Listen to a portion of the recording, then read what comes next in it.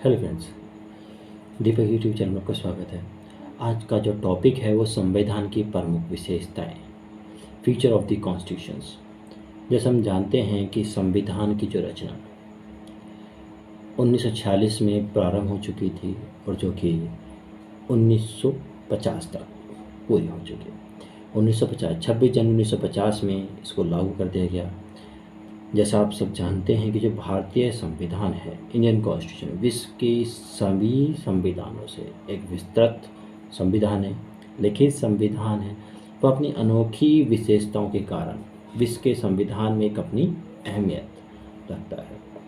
तो आज हम उन्हीं विशेषताओं के बारे में चर्चा करेंगे और जानेंगे कि वे हैं क्या, क्योंकि आगामी जो परीक्षाएं हैं उनके संबंधित भी महत्वपूर्ण रोल प्ले करता है। जानते हैं जैसे कि संविधान की जो विशेषताएं हैं, हम देखते हैं कि जो भारतीय संविधान के तत्व और मूल भावनाओं के संबंध में एक अद्वितीय है, एक अद्भुत है। हालांकि इसे कई तत्व विश्व के विभिन्न संविधानों से उधार लिए गए। भारतीय संविधान ऐसे तत्व जो अन्य देशों के संविधान से प्राप्त या उठाए गए हैं, आप बोल सकते पहचान प्रदान करते हैं। यह ध्यान देने योग्य है कि 1949 में अपनाए गए संविधान के अनेक वास्तविक लक्षणों में महत्वपूर्ण परिवर्तन हुए। कि जब हमने संविधान बना लिया तो उसमें एक परिवर्तन किया गया, उसमें महत्वपूर्ण परिवर्तन हुए। जब देखते हैं कि संविधान के अंदर जो विशेष रूप से 7वें, 42, 44, 73, 74 और 97 संविधान संशोधन हुए, जिसमें 42वें संविधान संशोधन 1976 में जो हुआ उसे मिनी संविधान संशोधन के नाम से भी जाना जाता है। इस मिनी संविधान संशोधन या मिनी कॉन्स्टिट्यूशंस अमेंडमेंट में बहुत परिवर्तन हुए। और जैसे कि आपने 1973 में एक केशवनंद भारती मामले में सर्वोच्च न्यायालय ने अपने शब्दों में यह तक वह बता दिया कि कोई भी संशोधन जो मूल संविधान के ढांचे में परिवर्तन करता है वह शून्य माना जाएगा।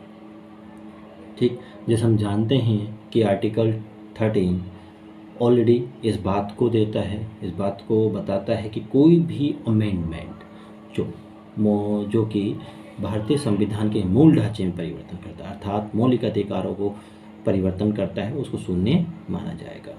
हम बात करते हैं संविधान की विशेषताएं, तो हम सबसे पहले देखते हैं कि जो भारतीय संविधान है विश्व के सबसे बड़े, लंबे व लिखित संविधान है। क्योंकि संविधान सबसे बड़ा है इसलिए संविधान दो भागों में विभाजित किया गया है। एक तो लिखित संविधान, क्योंकि हम देखते हैं संविधान दो भागों में इसलिए क्या गया है कि एक तो लिखित संविधान होता है, एक मौखिक संविधान होता है। जैसा आप जानते हैं कि लिखित संविधान अमेरिका का संविधान है और अलिखित संविधान ब्रिटेन का संविधान है। भारत का संविधान विश्व का सबसे लंबा लिखित संविधान है। यह बहुत बृहद, समग्र और विस्तृत दस्तावेज है। क्योंकि हम देखते हैं कि जब मूल रूप 1949 26 नवंबर में जब इसको आंशिक तौर पर इसको लागू किया गया था, उस समय संविधान के अंदर 395 अनुच्छेद, 22 भाग, 8 अनुसूचियों में था। और वर्तमान में हम देखते हैं आज भी लेकर का हम क्वेश्चंस आता है कि भारत संविधान में कितने अनुच्छेद हैं, 395 अनुच्छेदों का ही वर्णन करते हैं। लेकिन हम देखते हैं अनेक प्रकार के आर्टिकल्स अमेंडमेंट हो चुके हैं, जिसमें 22 भागों से करीब 25 भागों में परिवर्तन हो चुका है और 8 अनुसूची से बढ़कर 12 अनुसूचियों में हो चुका है। क्योंकि जो भारत का संविधान जो विस्तृत संविधान है, इसके अनेक कारण भी हैं। क्योंकि एक तो भारत भौगोलिक विस्तार की हम बात करें तो भारत का जो विस्तार है वो विधिवत है। अनेक राज्य हैं, अनेक स्थानों पे बहुमत या हम भाषाएं, रहन सहन आदि सब। ऐतिहासिक उदाहरण में हम देख सकें भारतीय संविधान में 1935 के अधिनियम का अनेक प्रावधान या अनेक प्रभाव देखा जाता है।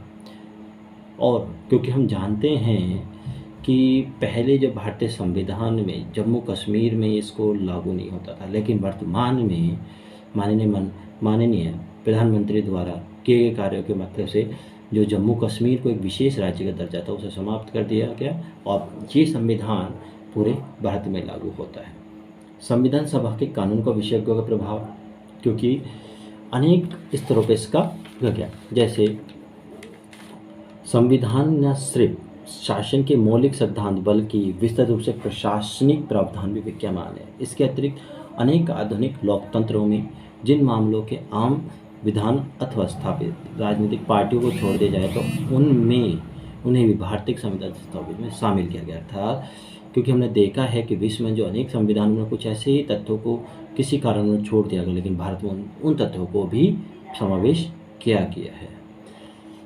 और हम जब बात करते हैं लिखित संविधान की विशेषता के बाद दूसरी जो विशेषता है इसकी यह है विभिन्न स्रोतों से विशेषताएं, क्योंकि अब जब हम जानते हैं कि भारतीय संविधान एक विस्तृत संविधान है, क्योंकि भारत के संविधान को किसी एक देश के संविधान से नहीं अनेक देशों के संविधान में पढ़ा गया, उसकी जो अच्छी बातें थी या मैं कहूँगा जो एक लोकतंत्र सरकार के लिए होनी चाहिए थी वो इस संविधान में लाई गई।